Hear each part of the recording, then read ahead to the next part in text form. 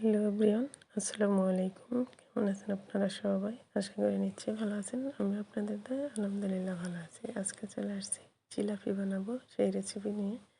প্রথমে 1 কাপ বেসন নিয়ে নিলাম, দিয়ে দিলাম 1 টেবিল চামচ শুকনো চালের গুঁড়ো, তারপরে দিয়ে দিলাম লবণ পরিমাণ মতো। এখন অল্প অল্প করে পানি দিয়ে একটা সফট ডো বানিয়ে নিতে হবে। সরি, ডো না, ব্যাটার। একদম পাতলাও না, আবার বেশি ঘনও না, এরকম একটা ব্যাটার তৈরি করতে হবে।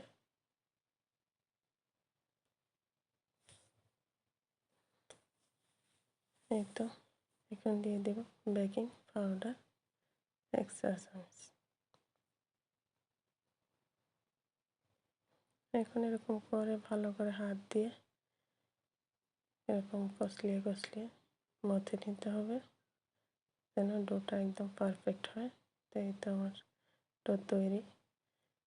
এটা বোঝার উপায় হয়েছে, এরকম চামিচে নিয়ে আঙুল দিয়ে এরকম একটু ফাঁক করে দিবেন। যদি দেখেন যে একসাথে হয় না, দুটো আলাদাই আছে, দুইটা দাগ, তাহলে বুঝবেন এটা হয়ে গেছে। তো এরকম একটা সসের বোতল নিয়ে নিলাম। আমি এটার ভিতরে করে জিলাপিগুলো বানাবো। তো এখন এটা যে খুলে এর ভিতরে ভরে নেব। এখন চুলায় একটা প্যান বসিয়ে পর্যাপ্ত তেল দিয়ে এগুলো অল্প আছে মুচমুচে করে ভেজে নেব।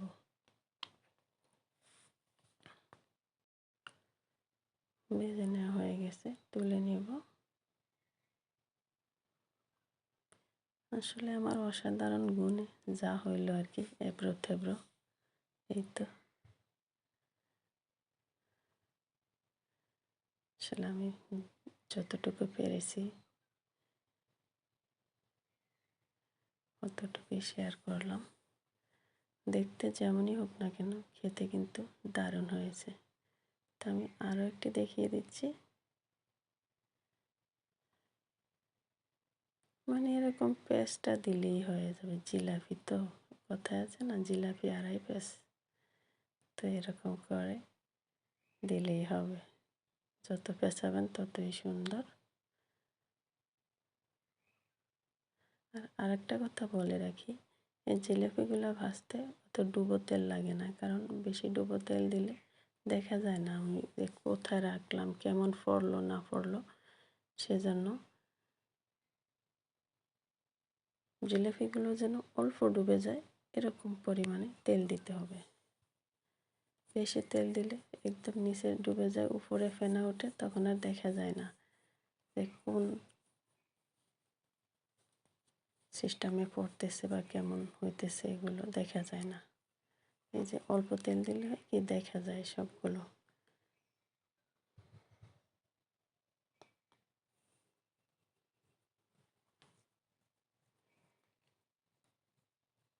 তো এরকম করে আমার সবগুলোই উল্টে পাল্টে ভেজে নেব।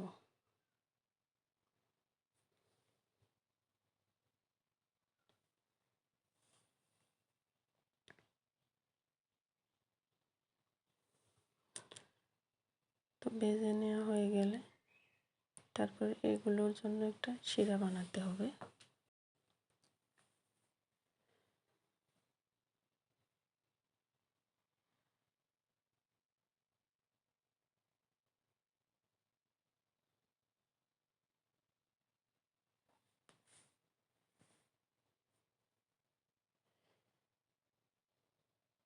এগুলো ভাজতে কিন্তু দারুণ লাগে, কারণ তেলের ভিতরে দিলেই একদম ফুলে ওঠে।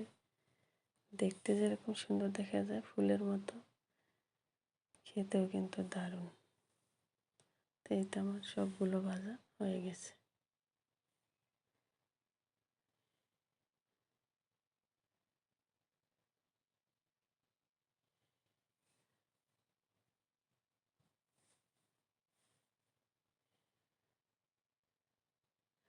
এখন একটা প্যানে দিয়ে দিব 1 কাপ, আর হাফ কাপ 1.5 কাপ চিনি। তার ভিতরে দিয়ে দেব 1 কাপ পানি। দিয়ে দেবো একটা তেজপাতা, কিছু আস্ত গরম মশলা, এলাচি আর দারুচিনি। এখন এগুলোকে আমার চুলায় বসিয়ে জাল করে নিতে হবে। শিরাটা অত বেশি ঘনও না, একদম পাতলাও না, মিডিয়াম একটা শিরা হলে হবে। বেশি ঘন দিলে ভিতরে ঢুকে না জিলাপির ভিতরে, আবার বেশি লিকুইডও না। মিডিয়াম সাইজের একটা শিরা বানিয়ে নিব। তো এখন একটু লেবুর রস দিয়ে দিলাম, 1 পিস লেবু চিপে রসটা দিয়ে দিলাম, তাহলে চিনি যে নিচে জমে যায় ওটা আর হবে না। তো এখন দিয়ে দিব জিলাপিগুলো। তো এই তো আমাদের জিলাপি এখন তৈরি।